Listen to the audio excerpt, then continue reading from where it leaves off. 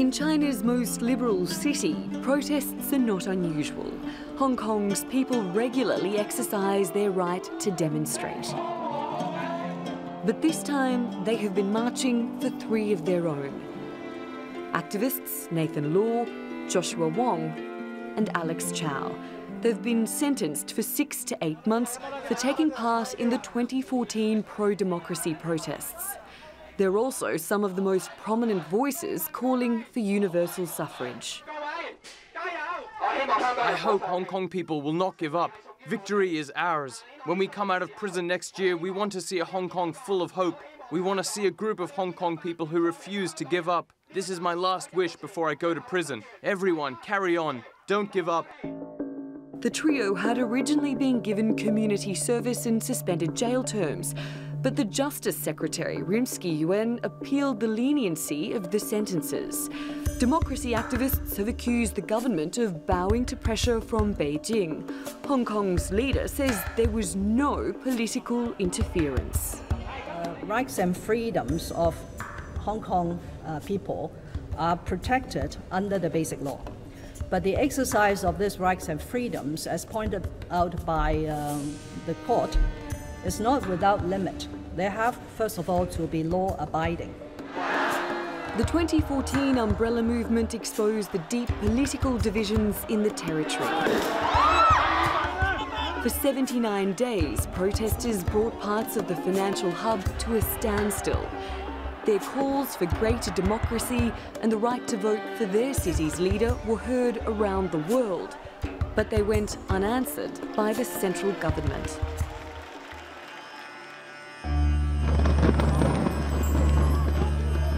This year, the city is marking 20 years of reunification with the mainland and 2 decades of the one country, two systems formula.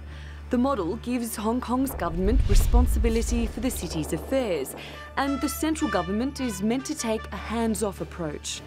Chinese President Xi Jinping has hailed it as a success, and there are many in Hong Kong who agree. But Xi has also called any challenges to Beijing's authority impermissible. For the generation that has grown up since the handover, there's mounting concern the motherland's reach has grown alongside them. The city's youth activists have been some of the loudest voices pushing for democratic reform, some through protest and others through elected office. When the Newsmakers met Nathan Law in June, he was still the youngest lawmaker in the Legislative Council. For most of the Hong Kong people, we treasure democracy. And only by having democracy, a true unification could be achieved, because if you are just under authoritarian regime, there's not a reunification, but all the dissidents are being silent. So that's not the kind of united that we are striving for. Law and his fellow activists have urged Hong Kongers to continue to protest for democratic rights. But will people choose to follow in their footsteps when there can be such a high price for civil disobedience? Natalie Pohonen, The Newsmakers. Well, joining me now from Hong Kong is Emily Lau. She's a former member of the Hong Kong Legislative Council and a former chairwoman of the Democratic Party. And for The View from Beijing, we have Xu Kandou. He's a senior journalist with China Radio International and an adjunct professor at Renmin University of China. Thanks both of you for joining us. Xu, if I can begin with you, with this sentence, more than 6 months for protesting, merely protesting, the message to the youth seems to be, know your place and shut up, or else we'll throw you in jail. Is that accurate? No. First of all, it's not about the protest. The protest itself, nothing wrong with that. I mean, no, the court ruling is really about part of their behavior, which is illegal. They forced themselves into this government compound, and the guards got injured. So that's the sentence really is about. This is a small part of their behavior. It's not about the protest, first of all. Secondly, I think this is, Hong Kong is known for being rule of law and also judiciary independence. I think everybody should accept and respect the ruling of the Court of Appeal. That's also my personal opinion. I think everybody should do that. Emily Lau, do you respect the ruling, or was it Beijing who called the shots? Well, I think our judges were quite independent. I don't think they receive orders from Beijing. I still would like to think that our judiciary is independent. But of course, the whole of Hong Kong, we are under tremendous pressure from Beijing, whether it's the judges or the administration or the legislators or the public. I mean, if you come to Hong Kong, you will see a mood of despondency and despair. And the people just feel that we are all sort of suffocating under the pressure of Beijing, and that Beijing seems to be indicating all these things, that they want to crush the pro-democracy movement, which I think is very, very sad. Suffocating, that's the word used by Emily Lau. Xu, is that true? 20 years on, is that what Beijing is doing? It's tightening the noose over Hong Kong. No longer one country, two systems. Very soon it's going to be one country, one system. Well, the promise, with the handover of Hong Kong from Britain to China, that's like a 50 years no change of the current practice of the system in Hong Kong. There's one country, two system. Remember, after Hong Kong was returned to China, you have election of the chief executive. I know some people are not happy with it being not perfect, but also remember, in the 99 years ruling of the colonial rule, there was basically no election at all, no democracy. And secondly, prosperous Hong Kong will serve the interests not only in the Hong Kong government, Hong Kong people, but also the Chinese mainland. So there's no whatever reason to see somehow something wrong or to sabotage the prosperity of Hong Kong. Can I respond a little bit to Emily mentioned about this the desperation, the atmosphere, the mood. I think I understand a little bit. It's partly also economic woes. Young people say after graduation they would be out of the job market basically. So this is very sad. And also there's a widening gap between rich and poor. Of course, this is not only in Hong Kong but also in the United States and also in the Chinese mainland. This is an economic problem. I think Hong Kong government and if possible, Beijing would also give a hand to help deal with that problem, to give people some confidence in their future. It's really about the livelihood. This is probably more important than, say, going to the street and protest. Okay, so Emily Lau, is that what it's all about? The economy rather than Beijing? Well, I don't think so. I don't think our economy is in a terrible state, but it is true that many young people feel that they cannot find good jobs and that they are really having a tough time, can't even find a decent-sized flat to live in. But it is as I said, the pressure of all these statements, remarks by Beijing and their mouthpieces, in the academia or in the media, others telling Hong Kong what to do and what we should not do. And I tell you, most Hong Kong people just want Beijing to keep the promise that they made in the Sino-British Joint Declaration and the Basic Law, and let us have a high degree of autonomy. As we all know, the central government has so many problems to deal with. Why do they want to bother with Hong Kong?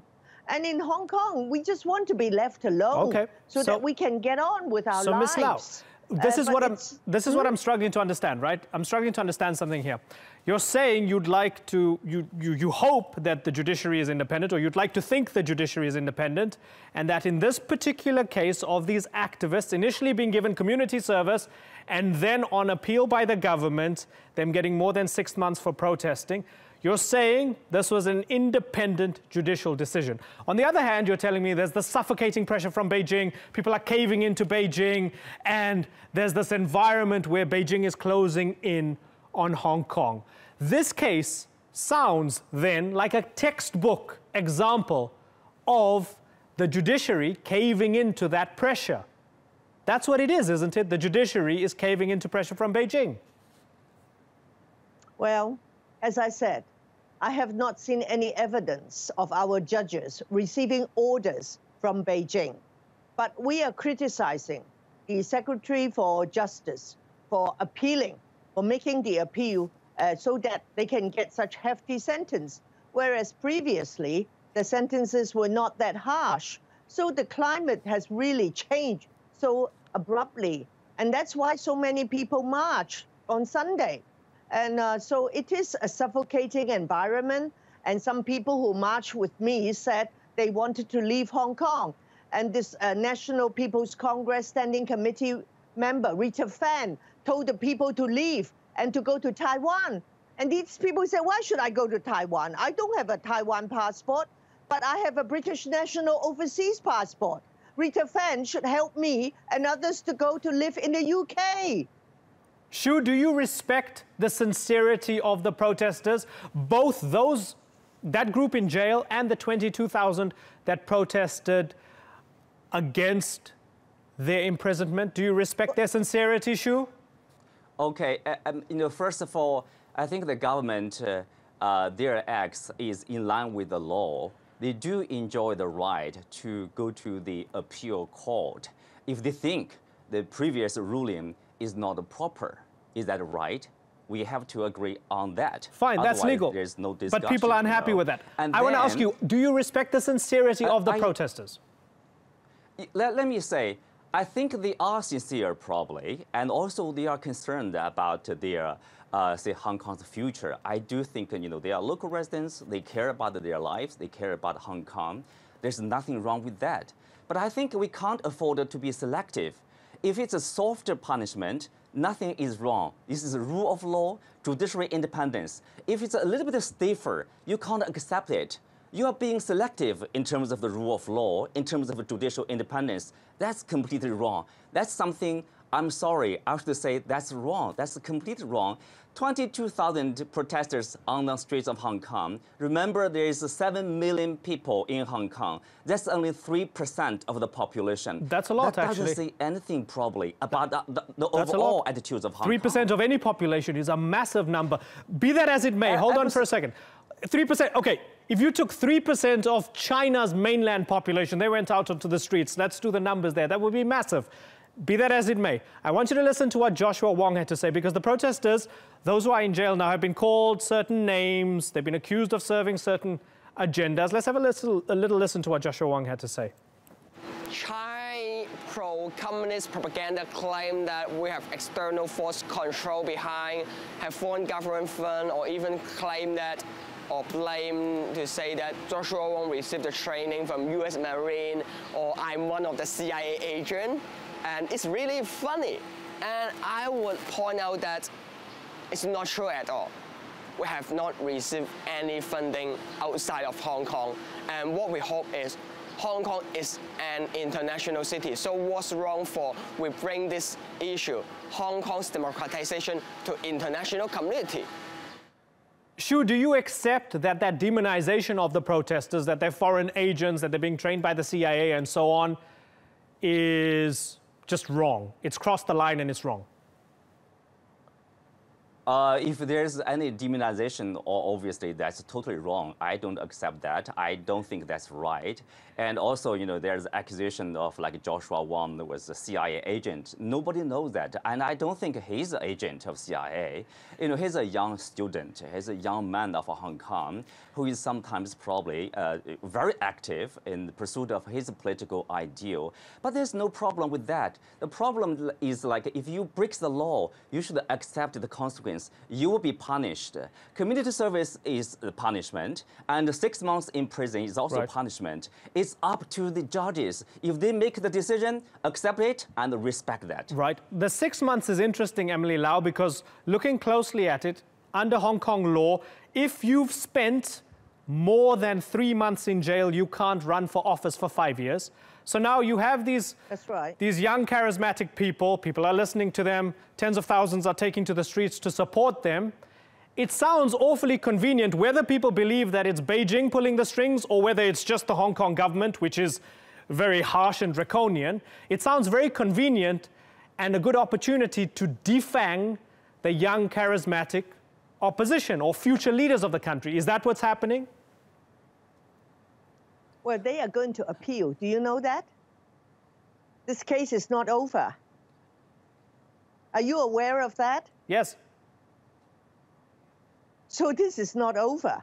And anyway, if you look at the people who have received Nobel Peace Prize, many of them have spent many, many years in jail. So maybe it will increase their political capital. Okay, good point. Anyway, good point. I think these people admit that they have broken the law. Under civil disobedience, maybe it's not that civil in some cases.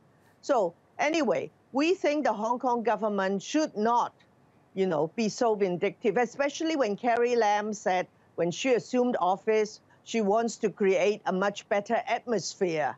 But now we see these people being sent to jail. We see legislators being disqualified. So as I said, the mood is very, very dark.